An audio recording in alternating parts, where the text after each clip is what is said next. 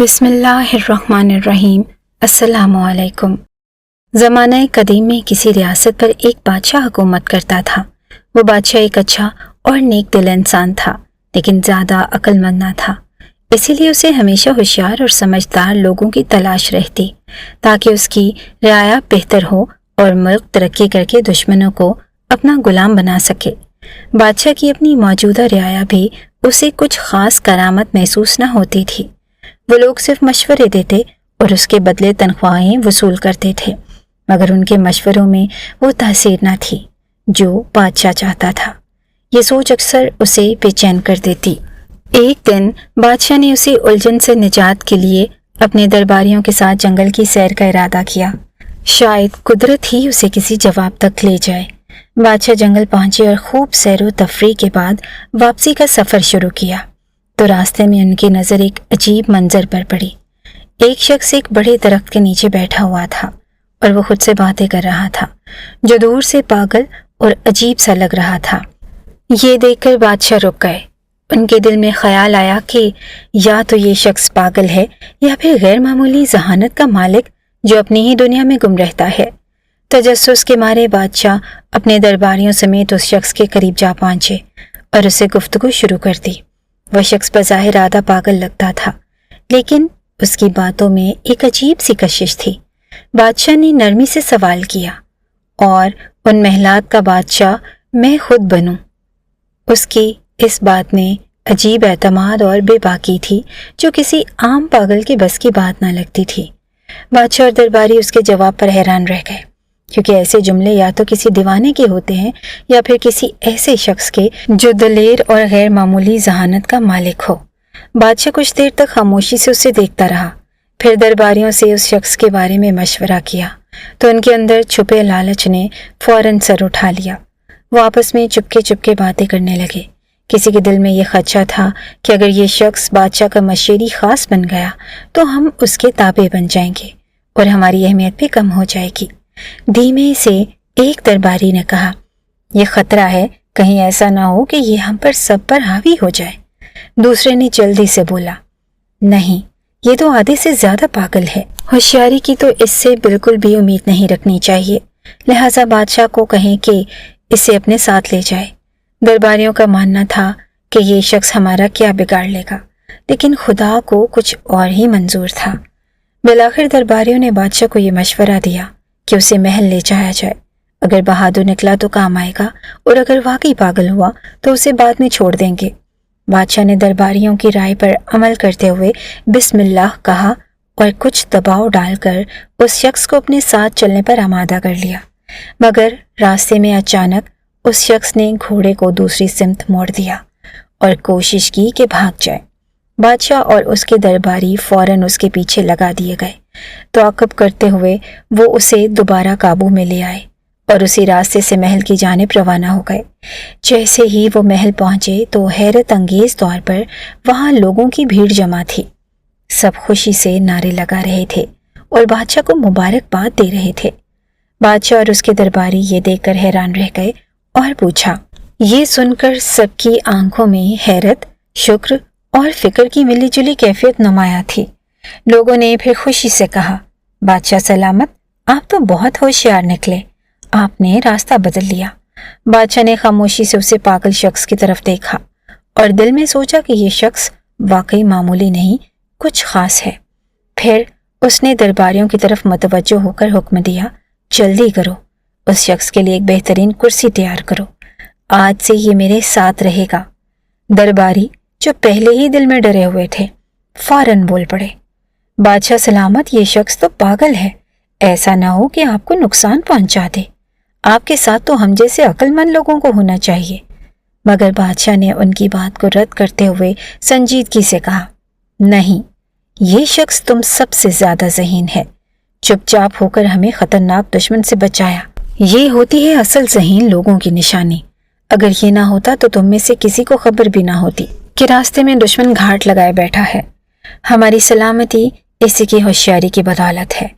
یہ سن کر پاگل مسکرایا اور فخر سے بادشاہ کے پہلو میں رکھی کرسی پر بیٹھ گیا، مگر اس لمحے سے محل میں ایک نیا تنازع جنم لینے لگا۔ दरबारी जो सदियों से नस्ल दर नस्ल उन कुर्सियों पर बैठते आए थे, किसी सूरत ये गवारा न कर सके कि एक अजनबी और वो भी पागल कहलाने वाला उनके बराबर आ बैठे। वो दिल ही दिल में जलने लगे और उस शख्स के खिलाफ साजिशों का जाल बुनने लगे। लेकिन जिसे अल्लाह ताला इज्जत अता करे उसे दुनिया की कोई ताकत गिरा नहीं सकती। इज्जत और जिल्लत का इख्तियार सिर्फ उसी के हाथ में है। ये कहानी सुनकर आपका अल्लाह की कुदरत पर यकीन और भी पुख्ता हो जाएगा। अल्लाह बादशाह को गिराकर फकीर बना सकता है और पागल को बादशाह बना सकता है, और जब वो किसी को बुलंद करना चाहे तो दुनिया की सारी साजिशें नाकाम हो जाती हैं। दरबारियों की साजिशें, उनका हसद और मुखालफत उस पागल को इज्जत कैसे देता है, आइए जानते हैं। एक दिन सुबह जब महल में दरबार सजा हुआ था, रियाया के चंद अफराद आगे बढ़े और उस शख्स के पास पहुंचे जिसे सब पागल कहा करते थे। अदब से बोले, भाई साहब, आप पर सलामती हो, हम आपसे कुछ ज़रूरी बात करना चाहते हैं। रियाया ने बात करते हुए कहा, भाई साहब, आपको हमारे बादशाह के उसूलों और दरबारी आदाब का कुछ अंदाज़ा नहीं।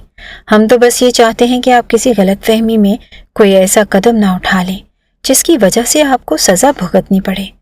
पागल ने हैरत से कहा, क्या मतलब, मुझे सज़ा मिलेगी? मैंने तो कभी नहीं कहा था कि मुझे यहाँ महल लाया जाए। ये कैसी मुसीबत है, मुझे वापस ले चलो। उसकी बात सुनते ही रियाया के चेहरे पर एक हल्की सी खुशी की लहर दौड़ गई। उन्हें लगा कि उनकी चाल कामयाब हो रही है, लेकिन वो बादशाह के डर से उसे डराकर महल से निकाल नहीं सकता था, बल्कि नरमी से अपनी बात मनवाने की कोशिश करते हुए बोला, भाई साहब, आपको अंदाज़ा नहीं कि अगर आप हमारी बात मानेंगे तो आपको क्या कुछ मिल सकता है। पागल, जो सज़ा के लफ्ज़ से वैसे ही खौफज़दा था, फौरन घबरा कर बोला, ठीक है, बताओ क्या करना है। मौका देखकर एक मशीर जो खुद बादशाह का करीबी मशीर ख़ास था और जिसकी कुर्सी अब उस पागल के ज़ेरे कब्ज़ा थी, आगे बढ़ा और मक्कारी से बोला, हमारे दरबार की रिवायत है कि दरबार का आगाज़ तभी होता है जब कोई शख्स बादशाह को थप्पड़ मारे या कोई ऐसा अमल करे जिससे दरबार पैदा हो जाए। पागल, जो अकल से बिल्कुल पैदल था, वो फौरन बोला, अरे ये तो कोई बड़ी बात नहीं, थप्पड़ क्या, मैं तो बादशाह को लात भी मार सकता हूँ। जब अगले दिन दरबार लगा और बादशाह तख्त पर बुरजमान हुआ तो पागल निहायत सादगी से आगे बढ़ा और एक जोरदार थप्पड़ बादशाह की गर्दन पर दे मारा और उस जोर से बादशाह का ताज दूर जा गिरा। लेकिन जैसे ही ताज जमीन से टकराया, उसके नीचे से खतरनाक बिच्छू निकल आया। बादशाह फौरन चौंक कर खड़ा हुआ और उसे ये समझते देर न लगी कि अगर वो ताज सर पर रख लेता तो बिच्छू उसे काट लेता। शुक्रगुजारी से भरे दिल के साथ बादशाह ने पागल को सीने से लगा लिया। बादशाह ने पागल को सीने से लगाते हुए खुशी से कहा कि मेरे अजीजों, ये सिर्फ एक शख्स है जो मुझसे सच्ची मोहब्बत रखता है।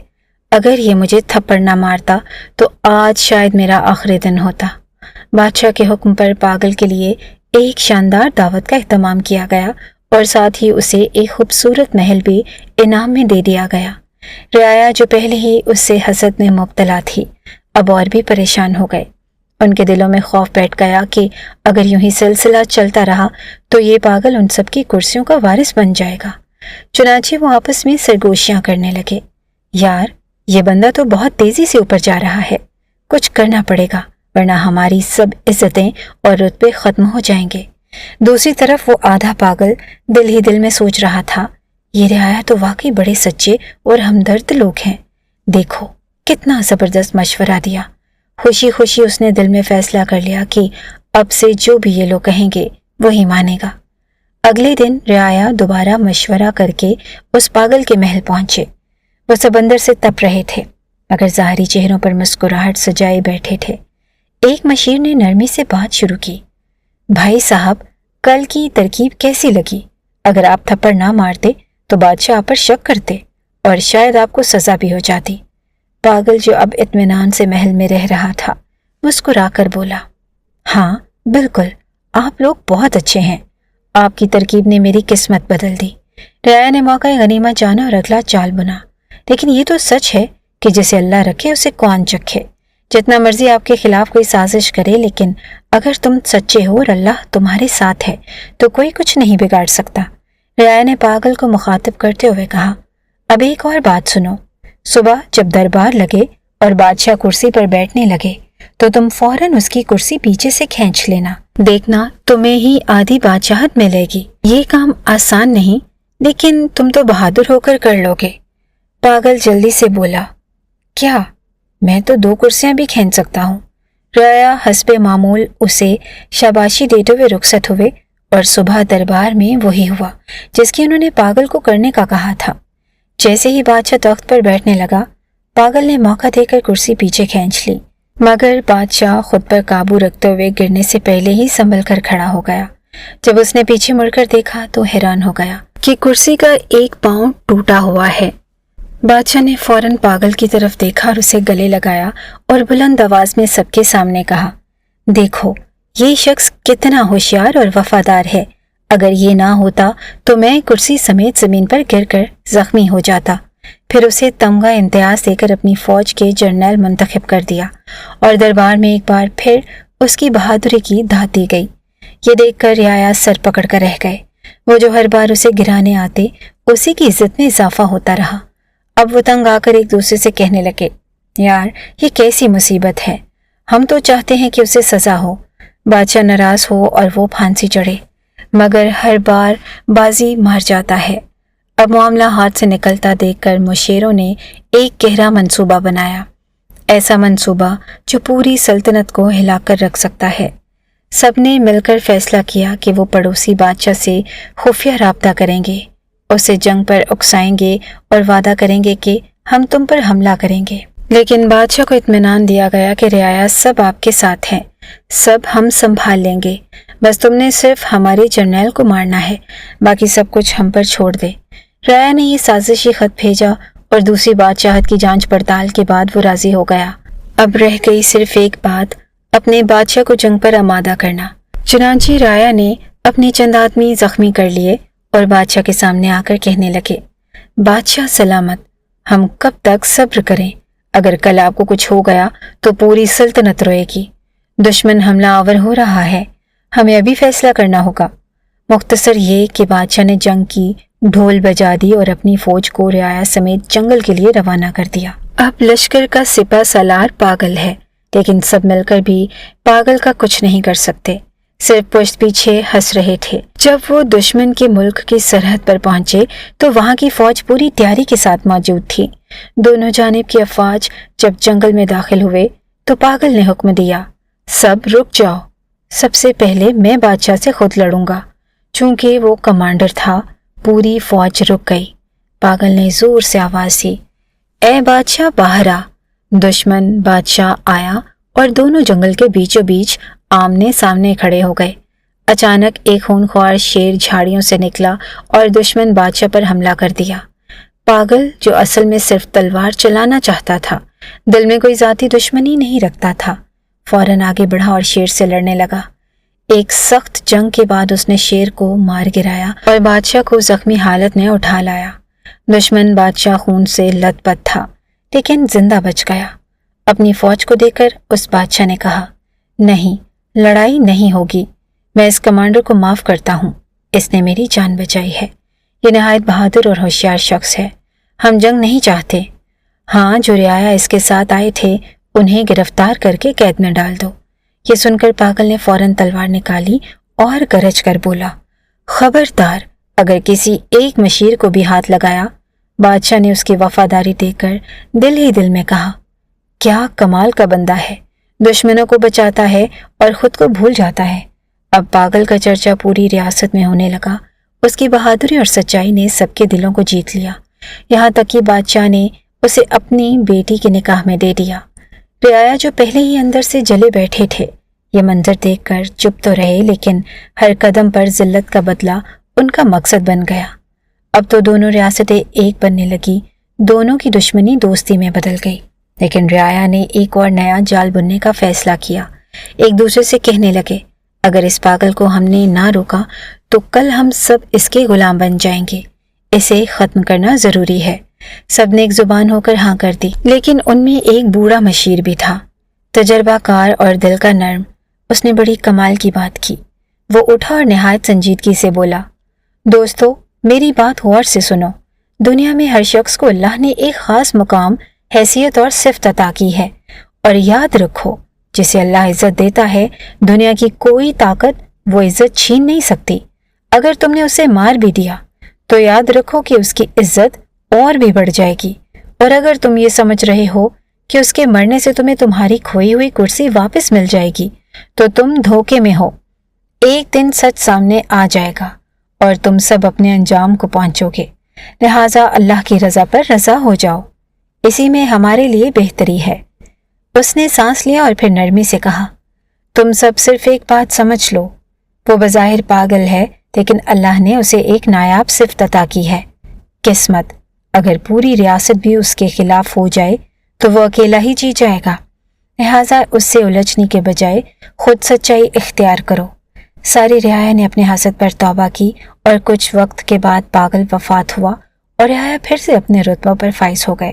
تو دوستو، یہ کہانی بظاہر ایک فنی کہانی لگتی ہے، لیکن اس میں ایک حقیقی سچ چھپا ہے جسے ہمیں تسلیم کرنا ہوگا، اور وہ ہے سچائی، قسمت اور اللہ کا کرم۔